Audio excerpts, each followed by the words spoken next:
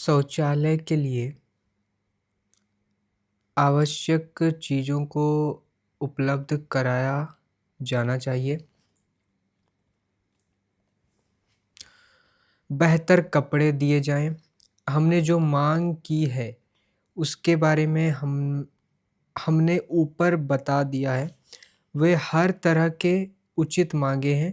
Jail अधिकारियों ने हमें एक दिन बताया कि उच्च अधिकारियों ने हमारी माँगों को मानने से इनकार कर दिया है।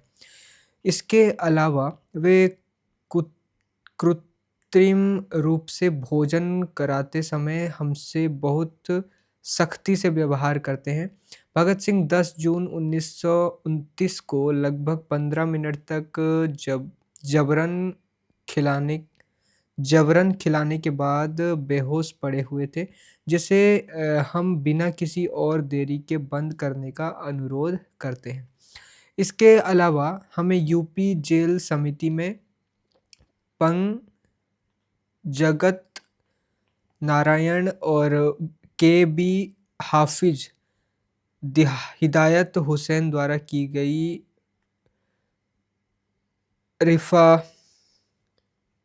सिफारिशों को संदर्भित करने की अनुमति दी जानी चाहिए। उन्होंने बेहतर गर्व के कैदियों राजनीतिक कैदियों को बेहतर गर्व के कैदियों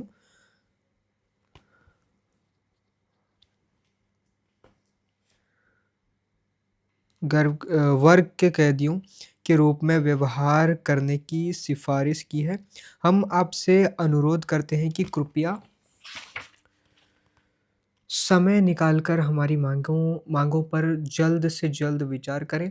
राजनीतिक कैदियों से हमारा तात्पर्य उन सभी लोगों से है, जिन्हें राज्य के विरुद्ध अपराधों के लिए दोषी ठहराया गया है। उदाहरण के लिए 1915 से 17 के लाहौर षड्यंत्र मामलों में, काकोरी षड्यंत्र के मामले और सामान्य तौर पर दंड के मामले में दोषी ठहराए गए लोग। आपका भगत सिंह, वीके दत्त। पंजाब मियांवाली जेल पंजाब मियांवाली जेल के आईजी जेल को पत्र। सेवा में महानिरीक्षक जेल, पंजाब जेल। श्रीमान, इस तथ्य के बावजूद कि मुझ पर सैंडर्स शूटिंग मामले में गिरफ्तार अन्य युवकों के साथ मुकदमा चलाया जाएगा, मुझे दिल्ली से मियांवाली जेल स्थानांतरित कर दिया गया है। मामले की सुनवाई 26 जून 1929 से शुरू होनी है। मैं इस तरह के स्थानांतरण के पीछे के तर्क को समझने में पूरी तरह असमर्थ हूँ। जो कुछ भी हो, न्याय यही है कि हर अभियुक्त को वो सभी सुविधाएँ दी जानी चाहिए जो उसे केस तैयार करने और उसे लड़ने में मदद करती हैं। मैं यहाँ रहते हुए किसी भी वकील को कैसे नियुक्त कर सकता हूँ? मेरे लिए अपने पिता और अन्य रिश्तेदारों के साथ संपर्क बनाए रखना भी मुश्किल है। ये स्थान काफ़ी सुनसान है, मार्ग परेशानी भरा है और ये लाहौर से बहुत दूर स्थित है। मैं नास्तिक क्यों हूँ? मैं आपसे अनुरोध करता हूँ कि आप मेरा तत्काल स्थानांतरण लाहौर सेंट्रल जेल में करने का आदेश दें, ताकि मुझे अपना केस तैयार करने का अवसर मिले। मुझे उम्मीद है कि इस पर जल्द से जल्द विचार किया जाएगा। वैद्य भगत सिंह। पंजाब के छात्रों के लिए संदेश। दूसरा पंजाब छात्र सम्मेलन 19 अक्टूबर 1929 को सुभाष चंद्र बोस की अध्यक्षता में लाहौर में आयोजित किया गया था। भगत सिंह ने ये संदेश भेजा कि छात्रों को 1930-31 के इस आंदोलन में उम, तन, मन, धन से भाग लेना है और देश के सुदूर कोनों में क्रांति के संदेश को ले जाना है। इसे संयुक्त रूप से बीके दत्त के साथ हस्ताक्षरित किया गया था। कामरेड साथी, आज हम युवाओं को पिस्तौल और बम लेने के लिए नहीं कह सकते। आज छात्रों को कहीं अधिक महत्वपूर्ण कार्य सौंपा गया है। आने वाले लाहौर अधिवेशन में कांग्रेस देश की स्वतंत्रता के लिए और भयंकर युद्ध का आह्वान करेगी। राष्ट्र के इतिहास में इस कठिन समय में युवाओं को एक बड़ी जिम्मेदारी उठानी होगी।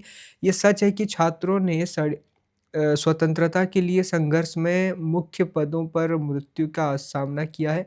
क्या वे इस बार अपनी उसी दृढ़ता और आत्मविश्वास को साबित करने में संकोच करेंगे? युवाओं को इस क्रांतिकारी संदेश को देश के कोने-कोने तक फैलाना होगा। उन्हें औद्योगिक औद्योगिक क्षेत्रों में रहने वाले करोड़ों झुग्गीवासियों और टूटी झोपड़ियों में रहने वाले ग्रामीणों को जागृत करना होगा ताकि हम स्वतंत्र हो सके और मनुष्य द्वारा मनुष्य का शोषण करना असंभव हो जाए। पंजाब को राजनीतिक रूप से भी पिछड़ा माना जाता है। ये भी युवाओं की जिम्मेदारी है। शहीद यतीन्द्रनाथ दास से प्रेरणा लेते हुए और देश के लिए असीम श्रद्धा के साथ उन्हें ये साबित करना होगा कि वे स्वतंत्रता के लिए इस संघर्ष में दृढ़ संकल्प के साथ लड़ सकते हैं। आत्महत्या के संबंध में सुखदेव को पत्र 1930। भगत सिंह द्वारा सुखदेव की चिट्ठी के जवाब में कि अगर उन्हें भगत सिंह द्वारा सुखदेव की चिट्ठी के जवाब में कि अगर उन्हें सुखदेव मौत की सज़ा न देकर आजीवन कारावास की सज़ा दी जाती है तो वो आत्महत्या कर लेंगे। भगत सिंह ने ये पत्र लिखा था। प्रिय भाई, मैंने तुम्हारे पत्र को ध्यान से और कई बार पढ़ा है। मुझे एहसास हुआ कि बदली स्थिति ने हमें अलग तरह से प्रभावित किया है। जिन चीज़ों से तुम्हें बाहर घृणा थी, वे अब तुम्हारे लिए आवश्यक हो गई हैं। उसी तरह जिन चीज़ों का मैं दृढ़ता से समर्थन करता था, उनका अब मेरे लिए कोई मोल नहीं रह गया है। उदाहरण के लिए, मैं व्यक्तिगत प्रेम में विश्वास करता था, लेकिन अब इस भावना का मेरे दिल और दिमाग में कोई स्थान नहीं है। बाहर रहते हुए आप इसके प्रबल विरोधी थे, लेकिन अब इसके बारे में आपके विचारों में भारी बदलाव आया है और कट्टरता स्पष्ट दिखाई दे रही है।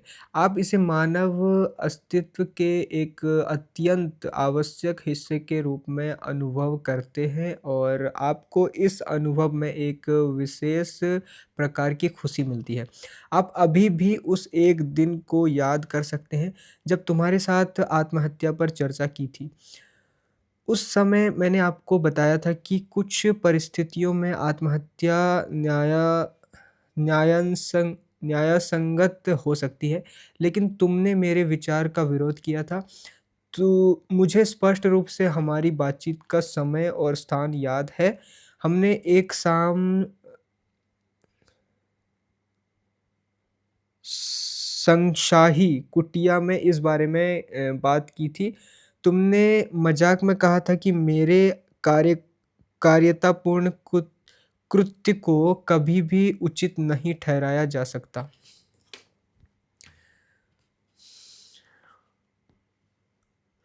तुमने कहा कि इस तरह का कृत्य भयानक और जघन्य था, लेकिन मैं देख रहा हूँ कि तुमने अब इस विषय पर अपना रुख बदल लिया है।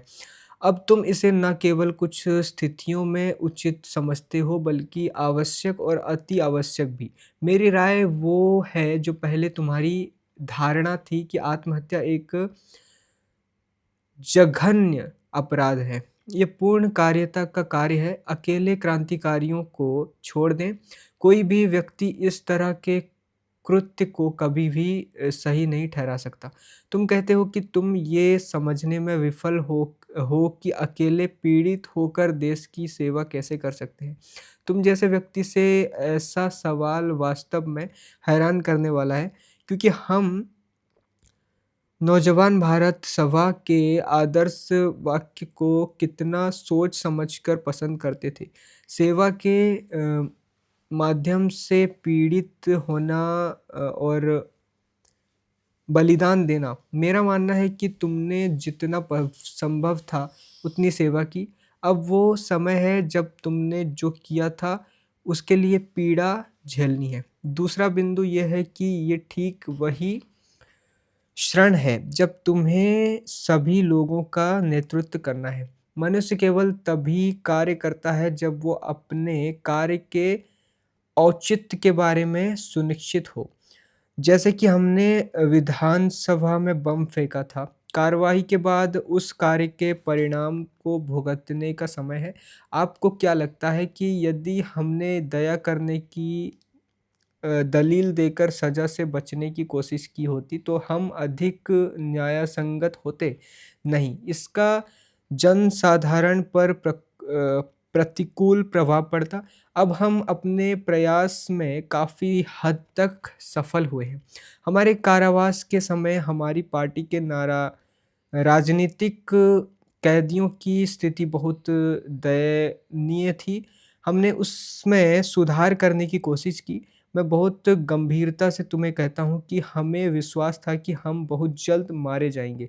ना तो हमें जबरन खिलाने की तकनीक के बारे में पता था और ना ही हमने कभी इसके बारे में सोचा था। हम मरने के लिए तैयार थे। क्या तुम्हारे कहने का मतलब ये है कि हम आत्महत्या करना चाहते थे? नहीं। श्रेष्ठ कार्य के लिए भूख हड़ताल करना और अपना जीवन बलिदान करना कभी भी आत्महत्या नहीं कहा जा सकता है। हम अपने साथी यतीन्द्रनाथ दास की मृत्यु से इस ईर्ष्या करते हैं। क्या आप इसे आत्महत्या कहेंगे? अंततः हमारे कष्टों का लाभ हुआ है। पूरे देश में एक बड़ा आंदोलन शुरू हुआ है। हम अपने उद्देश्य में सफल रहे हैं। इस तरह के संघर्ष में होने वाली मौत एक आदर्श मौत है। इसके अलावा हमारे बीच के साथी जो मानते हैं कि उन्हें मौत की सज़ा दी जाएगी, उन्हें उस दिन का धैर्य से इंतज़ार करना चाहिए जब सज़ा का ऐलान होगा और उन्हें फांसी दी जाएगी। ये मृत्यु भी सुंदर होगी, लेकिन आत्महत्या करना केवल थोड़े दर्द से बचने के लिए जीवन को कम करना कायरता है। मैं तुम्हें बताना चाहता हूँ कि बाधाएँ मनुष्य को बेहतर बनाती हैं। ना तो तुम और ना ही मैं, ना ही हम में से किसी ने अभी तक कोई दर्द सहा है। हमारे जीवन का वो हिस्सा अभी सिर्फ़ शुरू हुआ है। आप याद करेंगे कि हमने रूसी साहित्य में यथार्थवाद के बारे में कई बार बात की है, जो हमारे अंदर कहीं भी नहीं है। हम उनकी कहानियों में दर्द की स्थितियों की बहुत सराहना करते हैं, लेकिन हम खुद के भीतर दुःख सहने की उस भावना को महसूस नहीं करते हैं। हम उनके जुनून और उनके चरित्र की असाधारण ऊँचाई की कभी प्रशंसा करते हैं, ऊँचाई की भी प्रशंसा करते हैं, लेकिन हम कभी भी इसका कारण जानने की ज़हमत नहीं उठाते। मैं केवल यही कहूँगा कि केवल दर्द सहन करने के उनके संकल्प के संदर्भ तीव्रता से दर्द की पीड़ा का निर्माण किया है और इससे उनके चरित्र तथा साहित्य को बहुत गहराई और ऊँचाई मिली है। जब हम बिना किसी प्राकृतिक या आधार के अपने जीवन में एक अनुचित रहस्यवाद को आत्मसात कर लेते हैं, तो हम दयनीय और हास्यास्पद हो जाते हैं। हमारे जैसे लोग जो हर मायने में क्रांतिकारी होने पर गर्व करते हैं, हमें उन सभी कठिनाइयों, चिंताओं, दर्द और पीड़ाओं को सहन करने के लिए हमेशा तैयार रहना चाहिए, जिन्हें हम अपने द्वारा शुरू किए गए संघर्षों में खुद को आमंत्रित करते हैं और जिसके लिए हम खुद को क्रांतिकारी कहते हैं। मैं आपको बताना चाहता हूँ कि जेल में और अकेले जेल में क्या किसी व्यक्ति को अनुभवजन्य रूप से अपराध और पाप के महान सामाजिक विशेषों का अध्ययन करने का अवसर मिल सकता है। मैंने इस पर कुछ साहित्य पढ़ा है और इन सभी विषयों पर स्वाध्याय स्वाध्याय के लिए केवल जेल ही उचित स्थान है। किसी के लिए अध्ययन का सबसे अच्छा हिस्सा स्वयं को पीड़ित करना है। तुम जानते हो कि रूस की जेलों में राजनीतिक कैदियों की पीड़ा ही मुख्य कारण थी, मुख्य रूप से जिसकी वजह से जारडम के उखाड़ फेंके जाने के बाद जेल प्रशासन में क्रांति आई थी। क्या भारत को ऐसे लोगों की आवश्यकता नहीं है, जो इस समस्या से पूरी तरह अवगत हैं और जिन्हें इन चीज़ों का व्यक्तिगत अनुभव हो? ये कहना पर्याप्त नहीं होगा कि कोई और ऐसा करेगा या ये करने के लिए कई अन्य लोग हैं। इसलिए जो लोग क्रांतिकारी ज़िम्मेदारियों को दूसरों पर छोड़ना बहुत अपमानजनक और घृणित महसूस करते हैं, उन्हें मौजूदा व्यवस्था के खिलाफ अपने संघर्ष को पूरी निष्ठा के साथ शुरू करना चाहिए। उन्हें इन नियमों का उल्लंघन करना चाहिए, लेकिन उन्हें शिष्टाचार को भी ध्यान में रखना चाहिए, क्योंकि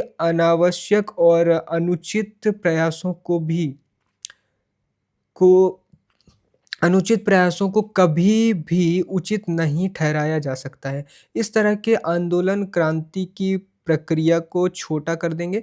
ऐसे तमाम आंदोलनों से खुद को अलग रखने के लिए तुमने जो तर्क दिए, वे मेरे लिए बेईमानी है। हमारी हमारे कुछ दोस्त या तो मूर्ख हैं या अज्ञानी हैं। वे आपके व्यवहार को काफ़ी अजीब और समझ से परे पाते हैं। वे स्वयं कहते हैं कि वे इसे समझ नहीं सकते हैं क्योंकि तुम उनकी समझ से बहुत परे हो। हालाँकि यदि तुम्हें लगता है कि जेल का जीवन वास्तव में अपमानजनक है तो तुम आंदोलन करके इसे बेहतर बनाने की कोशिश क्यों नहीं करते हो? शायद तुम कहोगे कि ये संघर्ष निरर्थक होगा, लेकिन ये ठीक वही तर्क है जो आमतौर पर हर आंदोलन में भागीदारी से बचने के लिए कमज़ोर लोगों द्वारा स्वयं को कवर कवर करने के लिए उपयोग किया जाता है। ये वो उत्तर है जो हम क्रांतिकारी आंदोलनों में हिस्सा लेने से बचने के लिए उत्कृष्ट लोगों से जेल के बाहर सुनते रहे। क्या? ये वो उत्तर है जो हम क्रांतिकारी आंदोलनों में हिस्सा लेने से बचने के लिए उत्सुक लोगों से जेल के बाहर सुनते रहे। क्या अब मैं वही तर्क तुमसे सुनूँगा? मुट्ठी भर लोगों की हमारी पार्टी अपने उद्देश्यों और आदर्शों की विशालता की तुलना में क्या कर सकती है? क्या हम इस बात से ये अनुमान लगा सकते हैं कि हमने अपना काम पूरी तरह से शुरू करने में गलती की है? नहीं, इस तरह के निष्कर्ष अनुचित होंगे। ये केवल उस आदमी की आंतरिक कमजोरी को दर्शाता है जो इस तरह से सोचता है। तुम आगे लिखते हो कि एक आदमी से ये उम्मीद नहीं की जा सकती है जेल में 14 साल की पीड़ा से गुजरने के बाद उसकी वही सोच होगी, जो उसकी पहले थी, क्योंकि जेल की ज़िंदगी उसके सारे विचारों को कुचल देगी। क्या मैं तुमसे कुछ क्या मैं तुमसे पूछ सकता हूँ कि क्या जेल में बाहर की स्थिति हमारे विचारों के अनुकूल थी? फिर भी क्या हम अपनी असफलताओं के कारण कारण इसे छोड़ सकते हैं? क्या आपका मतलब ये है कि यदि हम मैदान में नहीं उतरे होते, तो क्या कोई भी क्रांतिकारी काम नहीं हुआ होता? यदि ये तुम्हारी सोच है तो तुम गलत हो। हालाँकि ये सही है कि हम भी परिस्थिति को बदलने में एक हद तक मददगार साबित हुए हैं, लेकिन हम केवल हमारे समय की ज़रूरत का उत्पाद हैं। मैं ये भी कहूँगा कि मार्क्स अ, मा साम्यवाद के जनक ने वास्तव में इस विचार की उत्पत्ति नहीं की थी। यूरोप की औद्योगिक क्रांति ने स्वयं इस प्रकार के पुरुषों को जन्म दिया। मार्क्स मार्कस या मार्क्स क्या है बे? मार्कस शायद, जो ये मार्कस उनमें से एक थे। बेशक मार्क्स क्या लिखा है यार, पढ़ लेते हैं। 3 मिनट बचा है बट जानना भी ज़रूरी है। जेमिनी यहाँ पर देखो एक शब्द है, एक वर्ड है मार्क्स करके, ये देखो दिखाता हूँ मैं, कहाँ गया वो? अरे मुझे मिल ही नहीं रहा अभी। तुमने भी इस देश में ये रहा देखो, यहाँ पर एक शब्द दिख रहा है, ये मार्क्स या फिर क्या है? उनमें से एक थे, उससे पहले जो लिखा हुआ है ना वो क्या है? उसको कैसे बोलना है? वो शब्द मार्क्स है। इसे मार्क्स मार्क्स पढ़ा जा मार्क्स मार्क्स मार्क्स ना? हाँ, बिल्कुल सही कहा आपने। ये शब्द मार्क्स है। यहाँ पर कार्ल मार्क्स की बात हो रही है, जिन्हें साम्यवाद का जनक माना जाता है। मार्क्स, आप इस किताब में कौन सा खास हिस्सा पढ़ रहे हैं? रुको यार पढ़ने दो। मार्क्स मार्क्स कहाँ गया मार्क्स? मार्क्स उनमें से एक थे। बेशक मार्क्स भी एक ख़ास तरीके से अपने समय के पहिए को आगे बढ़ाने में एक हद तक महत्वपूर्ण थे। मैंने और तुमने भी इस देश में समाजवाद और मान्यवाद साम्यवाद के विचारों को जन्म नहीं दिया है। ये हमारे समय और स्वयं पर स्थितियों के प्रभाव का परिणाम है। निश्चित रूप से हमने इन विचारों को प्रचारित करने के लिए थोड़ा-सा काम किया है और इसलिए मैं कहता हूँ कि चूँकि हमने पहले ही अपने ऊपर ये कठिन कार्य ले लिया है, इसीलिए हमें इसे आगे भी जारी रखना चाहिए। कठिनाइयों से बचने के लिए हमारी आत्महत्याओं से लोग प्रेरणा नहीं लेंगे, बल्कि इसके विपरीत ये काफ़ी प्रतिक्रियात्मक कदम होगा। हमने जेल के नियमों द्वारा थोपी गई निराशाओं दबावों और हिंसा के समय पर भी अपना काम जारी रखा। जब हमने काम किया तो हमें कई प्रकार की कठिनाइयों का सामना करना पड़ा। यहाँ तक कि वे लोग जो खुद को महान क्रांतिकारी घोषित करने में गर्व महसूस करते थे, उन्होंने हमारा साथ छोड़ दिया। क्या ये स्थितियाँ गंभीर परीक्षण से कम नहीं थीं? फिर हमारे आंदोलन और प्रयासों को जारी रखने का कारण और तर्क क्या था? क्या ये सरल तर्क स्वयं हमारे विचारों को शक्ति नहीं देता है? और क्या हमारे पास हमारे क्रांतिकारी साथियों के उदाहरण नहीं हैं, जो जेलों में अपनी सज़ा के दौरान सताए गए हैं और अभी भी जेलों से लौटने पर काम कर रहे हैं? अगर तुम्हारी तरह वैकुंठ ने तर्क दिया होता, तो उसने शुरुआत में ही आत्महत्या कर ली होती। आज तुम रूसी राज्य में ज़िम्मेदार पदों पर कई क्रांतिकारियों को पाते हो, जिन्होंने अपने जीवन के बड़े हिस्से को जेल में अपनी सज़ा पूरी करने में गुज़ारा था। मनुष्य को अपने विश्वास पर टिके रहने के लिए कठिन प्रयास करने चाहिए। कोई नहीं बता सकता कि भविष्य में क्या है। क्या तुम्हें याद है कि जब हम इस बात पर चर्चा कर रहे थे कि कुछ घुस घुलनशील और प्रभावी ज़हर हमारे बम कारखानों में भी रखे जाने चाहिए। तो इसका तुमने बहुत ही सख्ती से विरोध किया था।